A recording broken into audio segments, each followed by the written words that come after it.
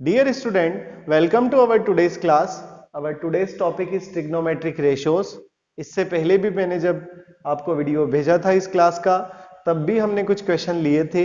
आज भी हम कुछ क्वेश्चंस लेंगे और हम इन क्वेश्चंस में किस चीज की हेल्प लेने वाले हैं? Magical table for finding trigonometric ratios. वहां पर हमने देखा था कि sine cos tan cot sec cosec अलग अलग एंगल पर इनका वैल्यूज अलग अलग होता है. वो वैल्यूज हम यहां पर पुट करेंगे और इस क्वेश्चन को सॉल्व करेंगे. तो आइए देखते हैं इस क्वेश्चन को. If sine A plus B is equals to 1, sine A plus B is equals to कितना है? 1 है. And cos A minus B is equals to कितना है? √3/2. जहां पर a प्लस बी क्या है? 0 से बड़ा है और 90 से छोटा या इक्वल है. और आपस में a और b में क्या रिलेशन है? a बड़ा है b से, तो हमें a और b का वैल्यू पता करना है. बहुत आसान क्वेश्चन है दोस्तों. हम उस ट्रिग्नोमेट्रिक रेशियोज की जो टेबल है मैजिकल वाली, उसमें से वैल्यू पुट करेंगे यहां पर और बहुत आसानी से इस क्वेश्चन को सॉल्व कर लेंगे. आप भी घर पर बहुत आसानी से सॉल्व कर सकते हैं. आइए देखते हैं. मान लीजिए आपका पहला केस है sine a plus B is equals to 1. Case first है आपका sine a plus B is equals to 1. तो हमने लिखा sine a plus B is equals to 1. और आपका केस 2 जो है, वो केस 2 क्या है आपका? केस 2 है आपका cos a minus B is equals to √3/2. cos a minus B is equals to √3/2. हमने दोनों वैल्यूज को यहां पर लिख लिया है. अब हम इसको देखेंगे साइन a प्लस बी ऐसा का ऐसा ही. अब आप ये देखिए उस मैजिकल टेबल में साइन में 1 वैल्यू किस एंगल पे आती है? वो आती है साइन 90 पे. तो हम यहां पर क्या लिख देंगे? Sine 90 degree. यानी कि साइन 90 डिग्री पे क्या वैल्यू होती है? 1 होती है. अब हम साइन से साइन को कट कर देंगे. तो यहां पर हमारे पास बचा a plus B is equals to 90 और इसको हम बोलेंगे फर्स्ट इक्वेशन. इसमें देखिए आप cos में cos a माइनस बी ऐसा का ऐसा ही, और cos में √3/2 किसका वैल्यू होता है? ये होता है cos 30 का. अब हम cos से cos को कैंसिल कर देंगे. यहां पर बचा हमारे पास a minus B is equals to 30. इसको हमने इक्वेशन नंबर 2 बोल दिया है. बहुत आसान है. हमने मैजिकल टेबल से साइन में वो वैल्यू देखी जहां पर वो 1 होता है, वो होता है साइन 90 पे. साइन से साइन को कट किया तो बचा a plus B is equals to 90. इसको हमने बोला इक्वेशन नंबर फर्स्ट. यहां पर हमने देखा cos में √3/2 कहां पर होता है? वो होता है cos 30 पे. cos से cos को कैंसिल किया, a minus B is equals to क्या आया? 30 डिग्री. इसको हमने इक्वेशन नंबर 2 बोल दिया. अब हम क्या करेंगे? इस इक्वेशन नंबर 1 और 2 दोनों को ऐड कर देंगे. तो कर दीजिए. क्या कर रहे हैं हम? We are adding equation 1 and 2 दोनों को ऐड कर दीजिए. तो a plus B is equals to 90. इसमें हमें ऐड करना है a minus B is equals to 30. दोनों में डिग्री है तो डिग्री लगाइए. हम ऐड कर रहे हैं तो यहां लिख दीजिए ऐड. ये दोनों आपस में कैंसिल हो जाएंगे क्योंकि एक पॉजिटिव वैल्यू है और एक नेगेटिव वैल्यू है. ये दोनों आपस में ऐड हो जाएंगे तो यहां पर आया 2a. ये दोनों आपस में ऐड हो जाएंगे तो ये आएगा 90 प्लस 30 120 डिग्री. हम 2 को ट्रांसफर करते हैं. 2 और a के बीच में कौन सा साइन है? मैंने कल भी बताया था आपको, कॉफिशिएंट और वेरिएबल के बीच में कौन सा साइन होता है? मल्टीप्लाई का साइन. 2 को ट्रांसफर किया तो 2 आ जाएगा डिवाइड में, क्योंकि मल्टीप्लाई जब ट्रांसफर होता है तो वो आता है डिवाइड में. इस हिसाब से हमें a का वैल्यू क्या मिलेगा? 120 को 2 से डिवाइड करने के बाद 60. a का वैल्यू क्या आ गया? 60. इसको मान लीजिए हमने क्या बोल दिया? Equation number 3. अब हम इस इक्वेशन नंबर 3 से a का वैल्यू किसी भी इक्वेशन में पुट करेंगे तो हमें b का वैल्यू मिल जाएगा. मैं यहां पर इक्वेशन नंबर 1 में पुट कर रहा हूं.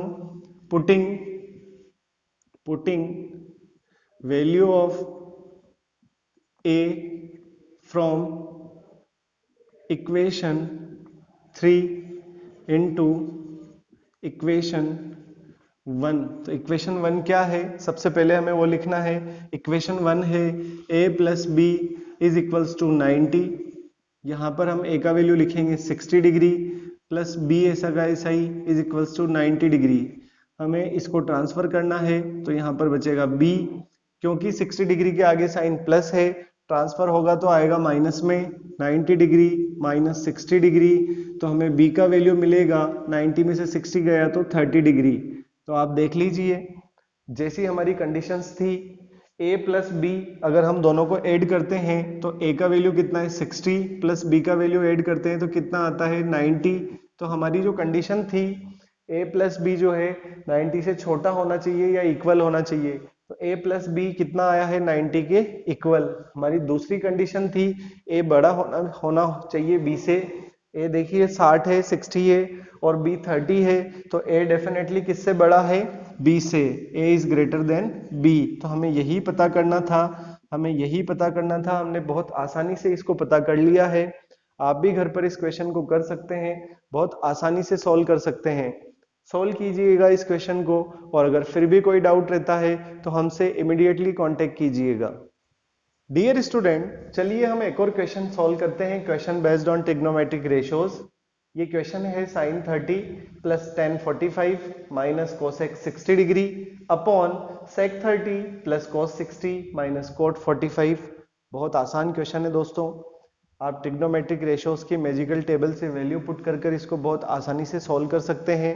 आइए हम शुरू करते हैं। sin 30 का वैल्यू उस मैजिकल टेबल से क्या होता है, वो होता है आपका 1/2 प्लस tan 45 का वैल्यू उस मैजिकल टेबल से कितना होता है 1 माइनस cosec 60 डिग्री का वैल्यू उस मैजिकल टेबल से क्या होता है, ये होता है आपका 2/√3।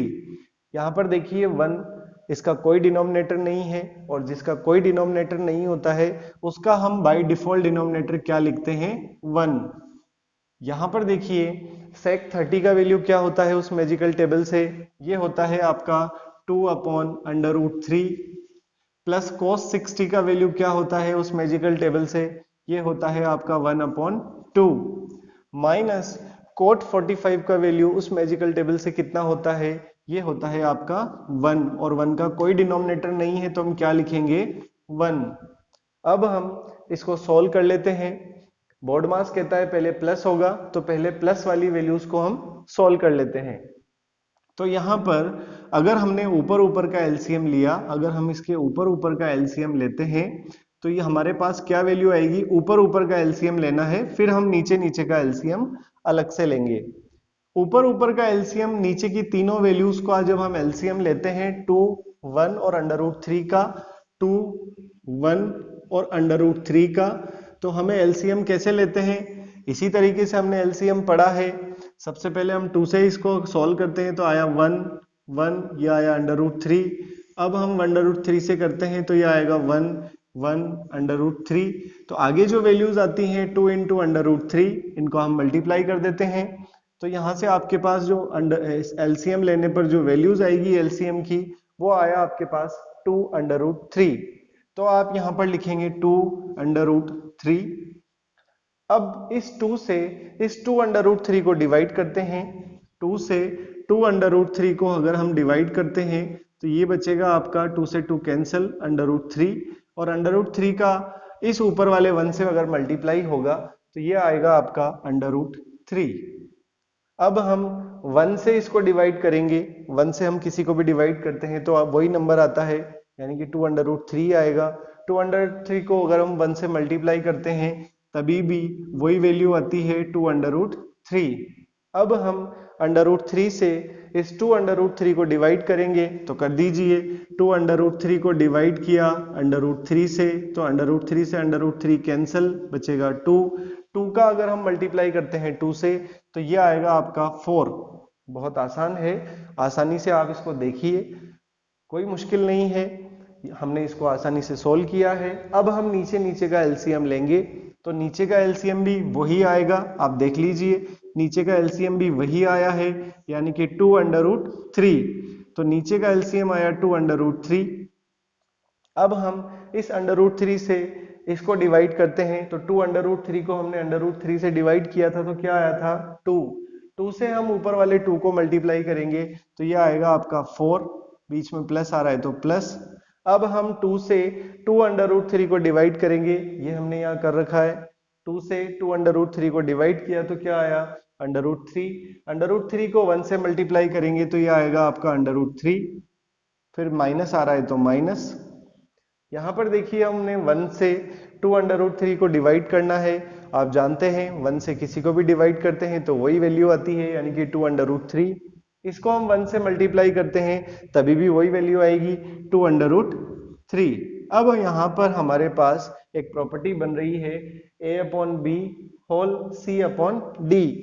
जानते हैं ना आप वो property a/b whole over c/d, तो क्या आएगा a/b डिवाइड की जगह आ जाएगा मल्टीप्लाई और नीचे का नंबर रेसिप्रोकल यानी कि d/c।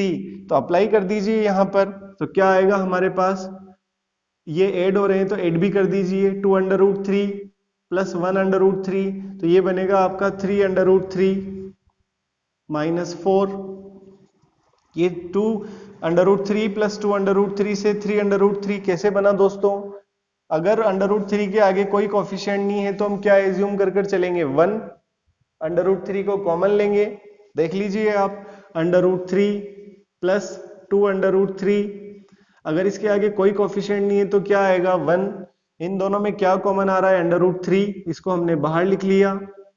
यहां से क्या बचा 1, यहां से क्या बचा +2, तो 1 + 2 क्या आया 3, और आगे क्या था, आगे था √3, पीछे आया 3, तो हम इसको लिखते हैं 3√3। यही हमने यहाँ पर लिखा है। -4 है तो 4, नीचे क्या है 2√3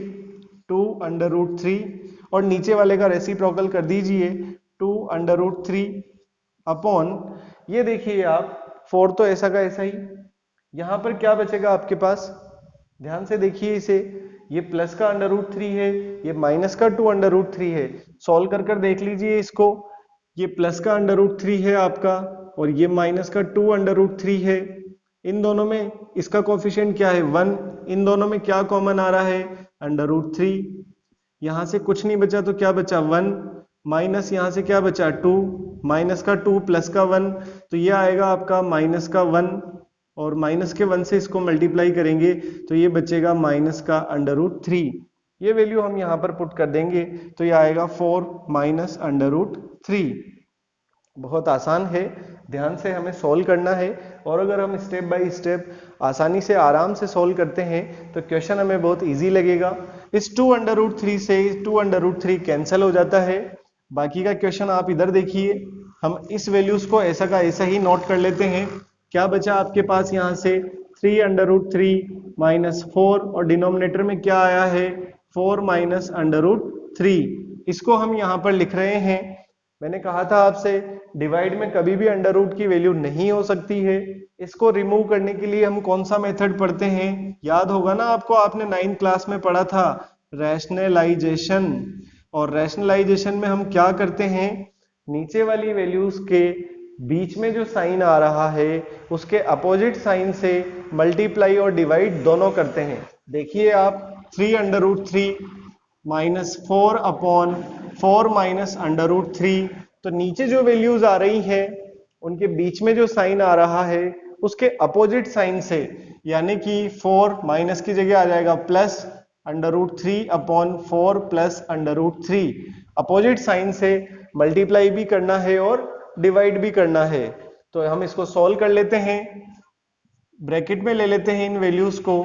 तो नीचे आप देखिए एक प्रॉपर्टी बन रही है a plus B a minus B. मैंने आपको बताया था कहीं अगर a plus B a minus B अगर लिखा हुआ है तो आप इसकी जगह लिख सकते हैं a² माइनस b²। तो अप्लाई कर दीजिए, यहाँ पर a की जगह क्या आ रहा है 4 और b की जगह क्या आ रहा है √3। अप्लाई करते हैं और ऊपर एक प्रॉपर्टी बन रही है a plus B into c plus D. इसको हम सॉल्व कर लेते हैं। a प्लस बी या माइनस कुछ भी हो सकता है, प्लस या माइनस कुछ भी हो सकता है, और यहाँ पर भी प्लस या माइनस कुछ भी हो सकता है। तो इसमें आता है हमारे पास ac और प्लस माइनस जो भी आता है वो फिर ए का मल्टीप्लाई सबसे पहले हुआ सी से, फिर ए का मल्टीप्लाई होगा डी से तो एडी, फिर बी का मल्टीप्लाई होगा सी से तो प्लस माइनस बीसी, फिर बी का मल्टीप्लाई होगा डी से तो प्लस माइनस बीडी। इस फॉर्मूले को हम यहां पर अप्लाई करेंगे तो 3√3 का सबसे पहले मल्टीप्लाई होगा 4 से तो कर दीजिए 3√3 मल्टीप्लाई बाई 4, फिर 3√3 का मल्टीप्लाई होगा √3 से तो कर दीजिए प्लस 3√3 मल्टीप्लाई बाई √3। यहां पर प्लस क्यों आया? क्योंकि √3 के आगे कौन सा साइन है? प्लस। अब हम -4 से इनको मल्टीप्लाई करेंगे। -4 का पहले मल्टीप्लाई होगा 4 से, -4 मल्टीप्लाई बाई 4, फिर -4 का मल्टीप्लाई होगा √3 से तो -4 मल्टीप्लाई बाई √3, और नीचे तो प्रॉपर्टी बनी रही है a plus B a minus B, ये आ जाएगा a² माइनस b², a² यानी कि 4 का स्क्वायर माइनस b² यानी कि √3 का स्क्वायर। ऊपर ऊपर सॉल्व कर लीजिए आप, कॉफिशिएंट का कॉफिशिएंट से मल्टीप्लाई हो जाएगा, 4 3 12√3 प्लस √3 इंटू √3 कितना होता है मैंने बताया था, अंडर रूट का मतलब स्क्वायर रूट का मतलब पावर कितनी होती है 1/2, और स्क्वायर रूट वाली सेम वैल्यूज का मल्टीप्लाई करते हैं तो वही वैल्यू आती है बिना अंडर रूट के। तो ये आ जाएगा आपका 3 इंटू 3 माइनस 4 4 जा 16, और ये आएगा आपका -4 √3। नीचे सॉल्व कर लीजिए, 4 का स्क्वायर किया 16 माइनस √3 का स्क्वायर किया यानी कि √3 इंटू √3। अभी यहां पर यही केस बना था अपने पास, अगर सेम अंडर रूट की वैल्यूज आपस में मल्टीप्लाई होती हैं तो वही वैल्यू आती है बिना अंडर रूट के, तो यहां आ जाएगा आपका 3। अब आप देखिए 3 3 जा होता है 9, और ये 12√3 है प्लस का, 4√3 है माइनस का, 12√3 में से 4√3 जाएगा तो आपका बचेगा 8√3 प्लस का, ये 16 है माइनस का, -16, 3 3 जा +9, और नीचे बचा 11 में से 3 गया तो 13। इसको आगे सॉल्व करते हैं तो ये आया 8√3, माइनस कीजिए, माइनस का 16 प्लस का 9 तो बचेगा माइनस का 7, और नीचे बचा आपका 13। तो बहुत आसान क्वेश्चन है दोस्तों, आप आसानी से इसको 1 बाई 1 सॉल्व कर सकते हैं। घर पर प्रैक्टिस कीजिए, और फिर भी अगर कोई डाउट रहता है आपका तो इमीडिएटली हमसे कांटेक्ट कीजिए। तब तक के लिए इंतजार कीजिए अगले वीडियो का। बहुत बहुत धन्यवाद।